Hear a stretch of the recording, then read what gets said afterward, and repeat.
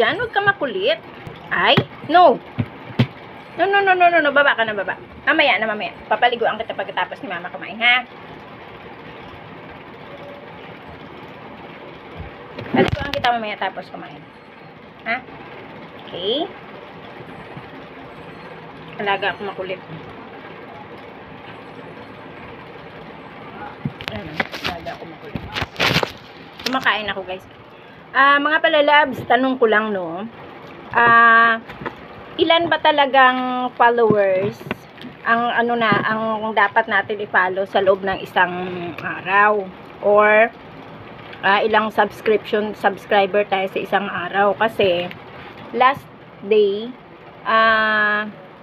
nagulat ako na ano tawag niyan? Hindi ako makapag-subscribe or makapag-follow kasi may nagsabi sa akin na more than 50 ang nai-follow ko, kaya daw na ano tawag niyan, nakalimutan ko. Mahirap pag matanda ka na makalimutin ka na. Kain tayo pala mga palalabs. Ulam ko yung ininit ko na ulam. Yan. Saka yung yung juice na apple, saka yung Kain tayo mga palalabs. Oy, tanong ko lang kasi sabi ko bakit ganun? Tapos yun 24 hours hindi ako nakapag-follow, hindi ako nakapag-subscribe. Kaya kailangan ko lang mag-comment. Kaya yung sabi ko, ilan ba talaga dapat may limit pala yun, yung pag-subscribe mo or pag-follow.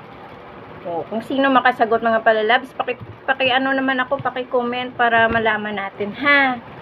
Thank you. Good afternoon. Kain tayo mga palalabs. Ingat tayong lahat.